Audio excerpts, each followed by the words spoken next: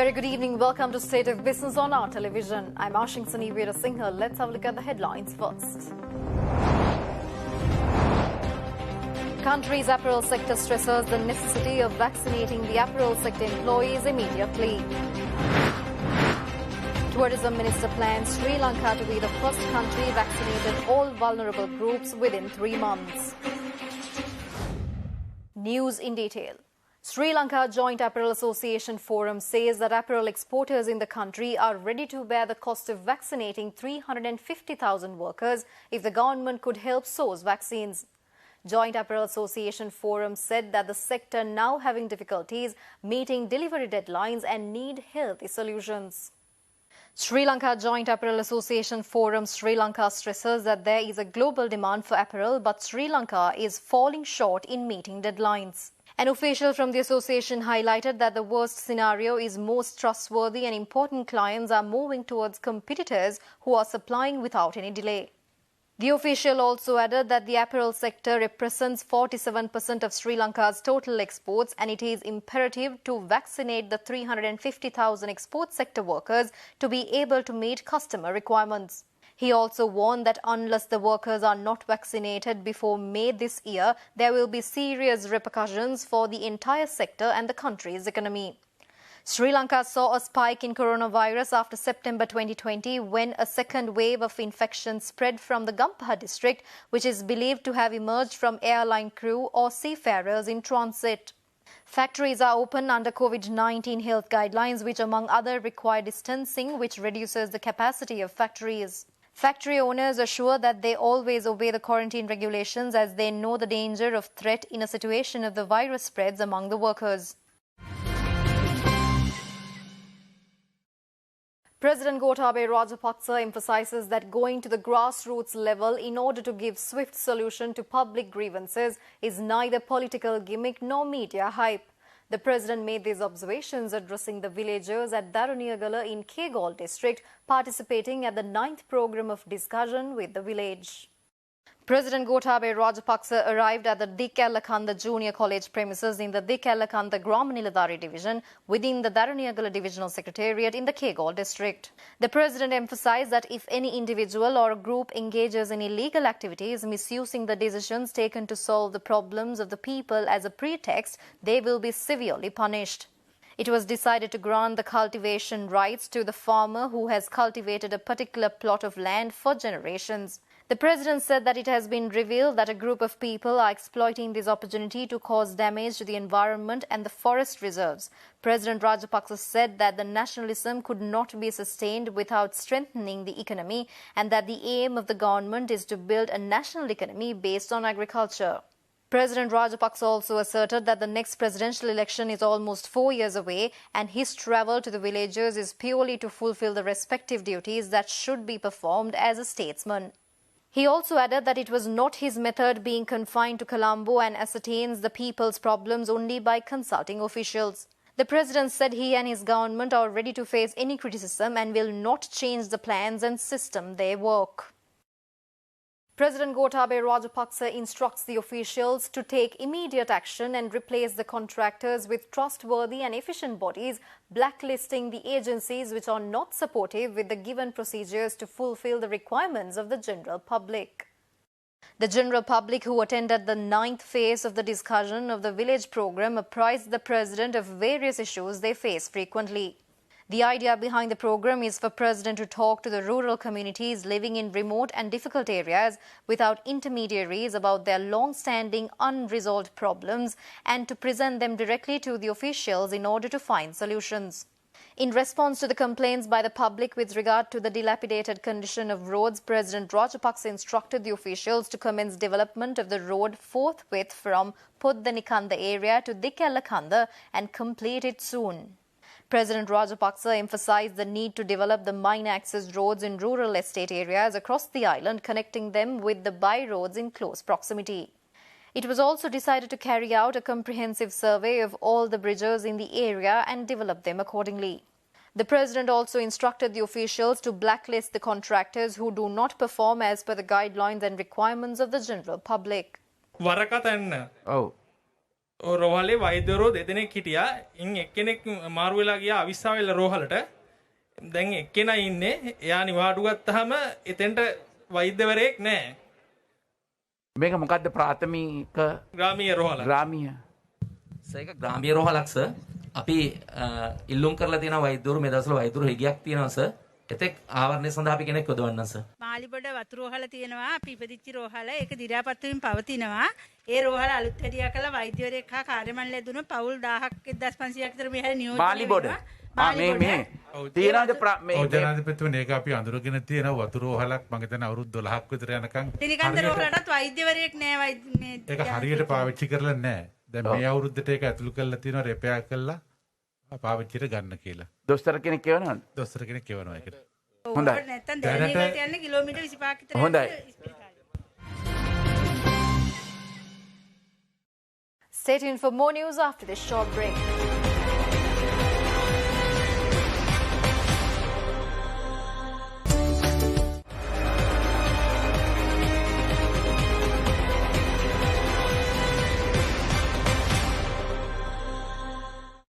Welcome back after the break. Indian High Commission announces that Sri Lanka has repaid a $400 million swap line from the Reserve Bank of India after 6 months as an agreement with the International Monetary Fund was required for further extensions. According to the central bank data, Sri Lanka's forex reserves has fallen to $5,549.3 million in December last year from $7,642.39 million in December in 2019. Sri Lanka originally drew on the swap line on the 31st of July and it was extended for 3 months till February 1st at Sri Lanka's request. A spokesperson from the Indian High Commission said that further extension would require Sri Lanka having a successfully negotiated staff-level agreement for an IMF program which Sri Lanka does not have at present. He also added that it was reiterated that India abides by all of its international and bilateral commitments in letter and spirit. The Reserve Bank of India had mentioned that at the time that the SARC currency swap framework would provide a backstop line of funding for short-term foreign exchange liquidity requirements or short-term balance of payments stressed till longer-term arrangements are made. It could be drawn down in multiple tranches up to 2 more years. Meanwhile, the central bank is in a plan of rolling over at least twice a 3-month facility subject to the conditions in the facility for SARC countries that the Reserve Bank of India provides. Sri Lanka has also been seeking $1 billion additional swap from India. Sri Lanka would be able to complete the COVID-19 vaccination process in 3 months to all the vulnerable groups, making the country the first in the world to achieve this target. Minister of Tourism Prasanna Ranatunga said that it would be a major marketing tool to open Sri Lanka for tourists, which will benefit the country's economy massively. Tourism Minister Ranatunga speaking at a media conference at Mattala after welcoming the inaugural flight of Astana Airlines Kazakhstan said that the government needs to ensure that the COVID-19 does not spread to the community from tourists. He added that this is at a time when 130 countries have not even started the COVID-19 vaccination process. As planned, a flight from Air Astana Airlines touched down with 164 passengers, marking the landing of charter flights to Mattala Rajapaksa International Airport every Saturday. Sri Lanka is ready to welcome around 350 tourists a week from Kazakhstan till April 2021, with 2 airlines running weekly charters helping to revive the tourism sector. Accordingly, Akin Spence Travels has partnered with TUI Kazakhstan to bring the tourists under the bio-bubble rules for tourists set by the Sri Lanka Tourism Development Authority and health authorities. While Air Astana will fly every Saturday, SCAT Airlines will fly every Thursday till April 2021. The state airport agency, Airport and Aviation Services, said that Mattala Rajapaksa International Airport had welcomed over 2,500 tourists so far this year. The Colombo Stock Exchange yesterday said that the all-share price index has retained its position as the best-performing primary stock market index in the world, with the index closing trading on the 5th of February at 8,275.37 points, marking a 22.16% growth year-to-date. CSE also says that the ASPI as at 5th February has recorded greater percentage growth than any other primary index globally in 2021. The S&P SL20 index, which includes the 20 largest and most liquid stocks, closed the week on 3,304.3 points, marking a 25.25% growth so far in 2021 year-to-date. CSE in a release says that the ASPI maintains its top position in terms of YTD growth amidst recording its highest daily points drop in history on the 2nd of February 2021 with a drop of 561.75 points within the trading day. The ASPI and S&P SL20 index gained by 3.37% and 3.67% respectively in the 2 market days since to end the week on a positive note. The releases also adds that this positive performance has also resulted with 118 billion rupees in value being added to the market capitalization in the 2 market days since the 2nd of February. The world-beating performance of the ASPI is consistent with noteworthy levels of trading activity recorded in the Sri Lankan stock market in 2021. The total turnover of 227.8 billion rupees recorded within the first 22 market days of 2021 is already higher than the full year figures recorded in 2012, 2013, 2016, 2017, 2018 and 2019. The highest annual turnover of 570.3 billion rupees was recorded in the year 2010. CSE Chief Executive Officer Rajiva Bandaranaike said that the ASPI rising during this period and continuing to be one of the best performing indices in the world is a positive development for investors, all stakeholders in the Sri Lankan capital market and for Sri Lanka.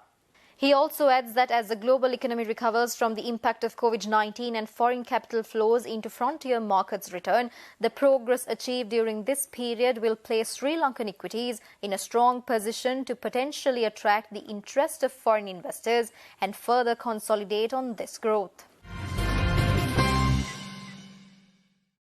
Stay tuned for stock updates after this short break.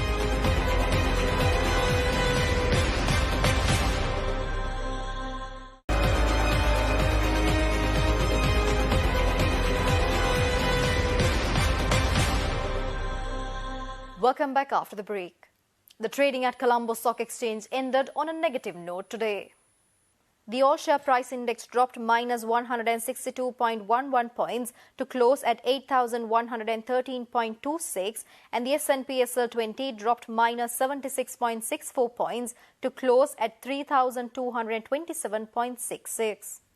The turnover was 4.7 billion rupees and over 142 million shares were traded.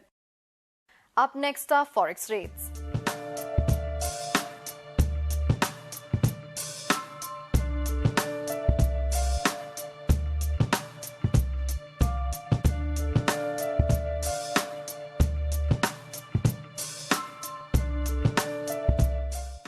And that's all the news for today. See you tomorrow with State of Business at the usual time. Until then, take care. Good night.